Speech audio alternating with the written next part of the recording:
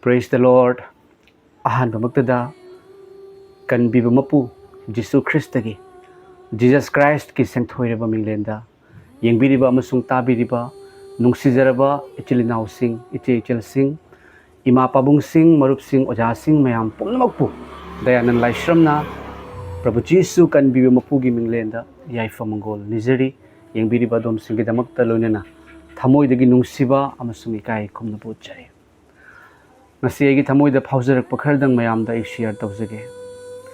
nungsijaraba chilnaw iche chilima pabung sing Prabhu Jesu Christabu thajaba Prabhu Jesu Christabu loksanjaba Prabhu Jesu Christa thajai haiduna haibiriba chilnaw iche chilima pabung sing hojiki matam se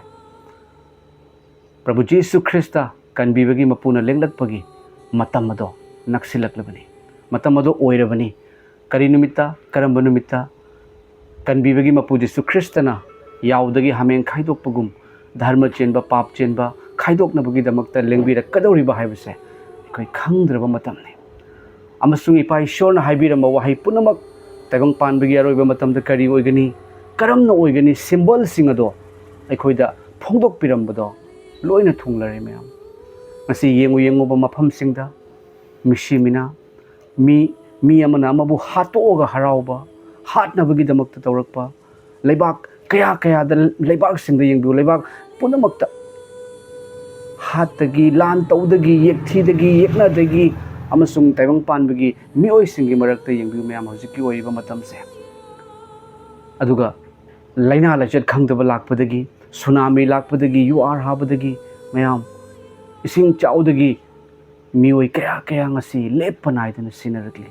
haiba matam asida ipagi wahai madudi pukning honglo maramdi sarga lebak adu nakli hariba wahai se ngasigi matam asigi Bible gi verse ni pukning honglo maramdi sarga lebak adu nakli thajaraba chilnaw chechel singda karigumba matang aina phongdoksani ngasi ekhoi Jesu Christa ipa ishorna phongdok hanbiri madudi ngasi ekhoi Jesu Christa ipagi achumba lambi da chachabagi mathau tare Jesu Christa na khwaidagi pamjaba lambi da ekhoi chachabagi mathau tare khwaidagi pamjaba se karino haiba wahi asini Jesu Christa mahakna khwaidagi pamjabadi nungsiba wain yathang Old Testament gi matamda 10 commandment pibirami haiba 10 commandment ase asukki matik pangal kanba ipa ishorna phongdok piba commandment yathang ado Moses na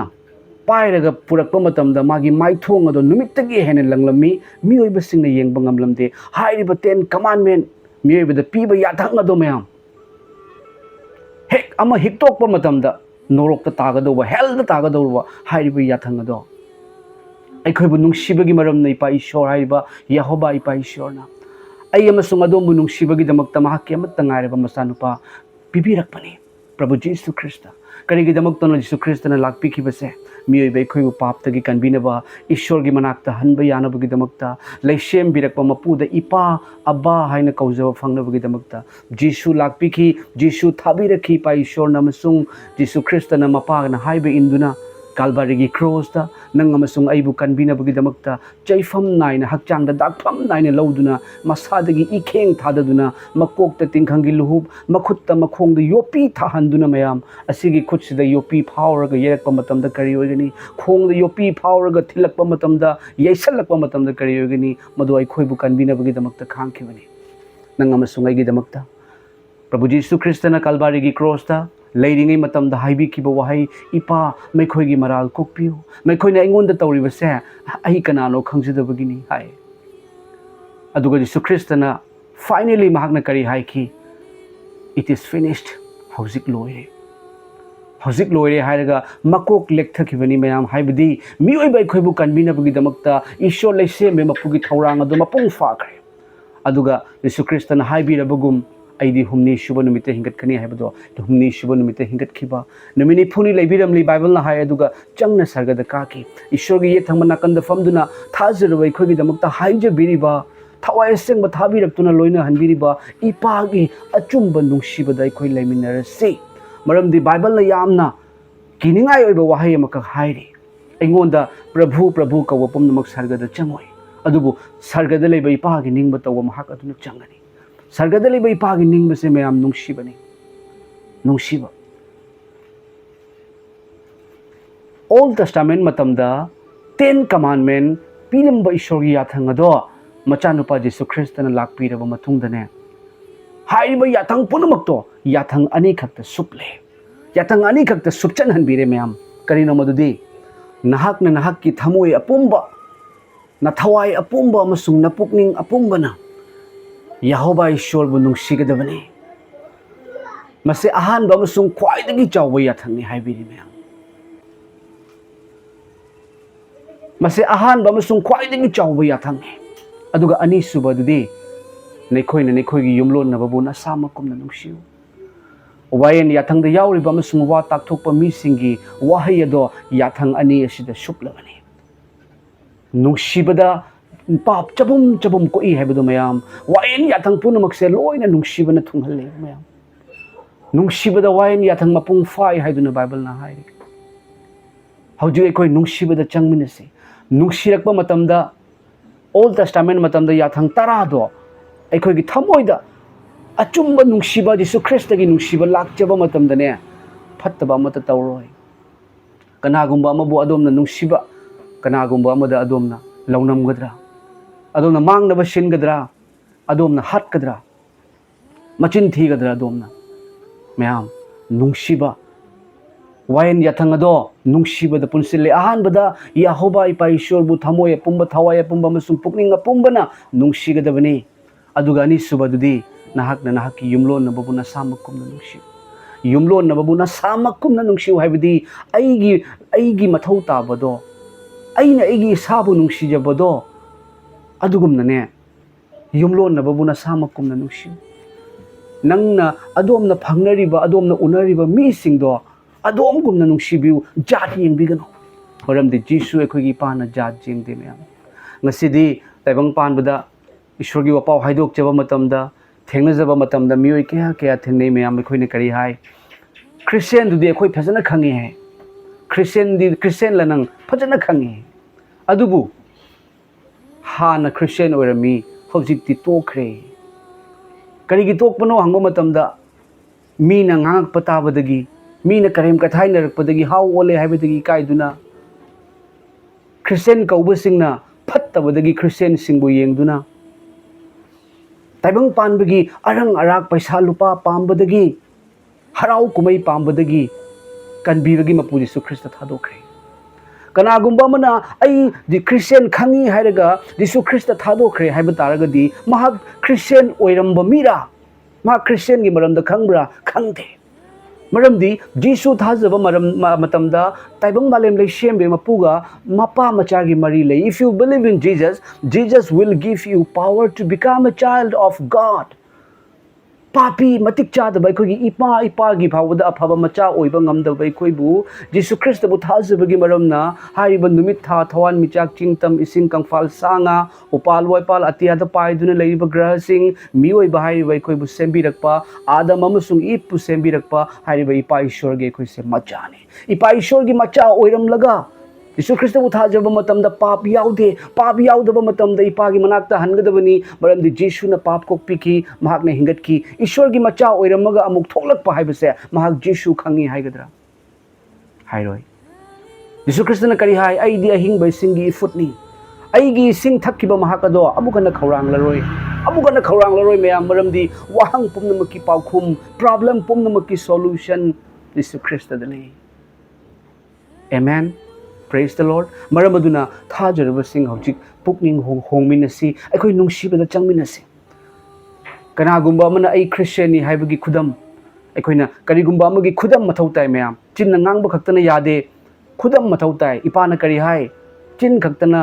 yaroi thabak yawba thajuba haibadu ai Christian ni haibagi khudam se karino mahak kokpiba ngamak mathau tai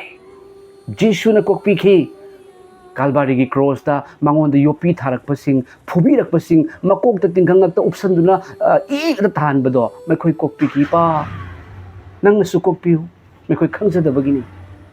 hai ba kokpi ba se me mai khoi da laiminase kaya ra kok da bano kaya kokkadobno mayam amuktangla anirakla ahumlakla marilakla mangalakla natte 490 times kokpiu hairi mayam yengpiu kanagumba amana lalakpa taragadi adum kokpiu marabdi kokpiba haibase ishor gini kokpiba karidagi lai nungsibadagi lai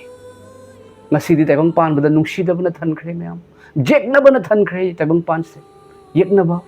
kanagumba mabu uningde kanagumba mana khara ina khunkiba matamda leiba ngamnadaba kanagumba mana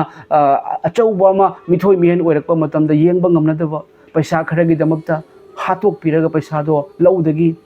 phattabagi wakhal rep tawningbagi wakhal oktabi lanabagi wakhal matai manau leina phattaba nupaga nupiga asigumba kayana thankhre mayam nungsirakpa matamda adomda Jesu Christagi nungsibase aikoina khangjarakpa matamdane soidana adomda kokpiba lakani kokpirakpa matamda khanararoi mayam kokpiba matamda khanarakadra ngangjariba wahai ase taibang panbagi oinadi yade nangna phuradi aisu phuge nangna mi haladi aisu ahum hatke nangna ama hale ai manga hatke haibani adubu Jesu na kari hai nekoina takhre ahan ba matamda Jesu Christana laktringai matamda mitki mahut mit yagi mahut ya kanagumuna nangonda shauna yengadi nangsu yengo kanagumuna nangonda nang uraga maya krak chikpa taragadi nangsu chikrak chik uhai adubu Jesu na kari haire aina di nekhoida hairi nekhogi yeknaba singbu nungsibiu shirap tauba mangonda bol piu nekhoibu ot naiba singidama haizabiu hai mayam praise the Lord ekoi ipagi lambi da chatminasi mayam aina Jesu Christa khangi haibagi khudam se nungsiba oigedabani adubu ngasidi nungsiba uraktre world da Christian kaubadi mayam amale adubu nungsiba yaudaba nungsiba leitaba Christian na thangre mayam ngasidi lan taunadagi wahai lan taunadagi phubidagi hatpidagi walls da yengbiuba adubu maming di Christian kauni marabaduna ekoi kana yengadobno mi yengadobra natte yengbiganu Jesu Christa gi nungsiba do kaubiganu aduga holy Bible pabiyo maramdi Jesu na nangbu yamna nungsi Jesu Christa na wayen bagi damakta lakpa matamda he oirom da leiba sa aingon chathokro aina ne khoibu kaidong da khangkhide hairak pataraga di kari oigedage ichanu pa amasung ichanu pi lao aina nangu na khoibu konsin birage haina konsin bataraga di lomba naideba sarga gi wakhan khanbiu wa ba kappa teng thaba leiraroi khatnaba leiraroi anaba leiraroi ishogi matik mangala yom khan yom duna leiragani numit thagi khanaba leiraroi Prabhu Jesu Christa kan bibagi mapu thazai heba taraga di lambi da chatpiu maramdi taibang pan ba se phattabuna thankre aduga aroibada Jesu Christa bu khangjadriba thajadriba mina hairak patabadagi haugi laini angresna sandorakpa dharmani haiduna haibiribasi mahak haugi lainate world da khwaidagi mising jamise world punama hau ngakta nate mahak se haugi su laini haugi su ishorni mayam ishor de makatani haugi su ishorni haugi su maitai gi su America gi su England gi su like mi eba pomna makki kan bibagi mapuna angresna sandorakpa dharmani haibasi chumbra chumde maramdi Jesu Christa ga loina ramba Thomas India da laktuna South Kerala da Jesu gi wahai phongtokhiuni adom pap kokcheba punsi pamlaba adom gi iral singkok cheba pamlaba Jesu Christa haiba kan biu mapuna adom da khutting thoktuna kaure lao ichanupi nangi damak su aina siduna nangi damak ta China khangkhrabani nangi pap kokhrabani ai mu thazo lem naran khubam phangani haiba wahai se phundok chike ekoi nungsiba utminasi mi phalaktaba hensanu adom nungsibiu ai nungsisi Jesu Christa yengduna maramdi aikoina chatliba lambi se sarga gi lambi da karibani sarga gi lambi da nungsidabana yaroi nungsiba ishor gini nungsidaba ishor gi natte khangbiu mase holy Bible na takpiba du ishor na dom nungsi adom gi thamoi da pangal hena hakchang da pangal happy bo esa thajero singna share tawbe Jesu Christa lakpagi matam oire pukning honglo maramdi sarga lebak adu nakle Prabhu Jesu na dom buloina bi bo esa amen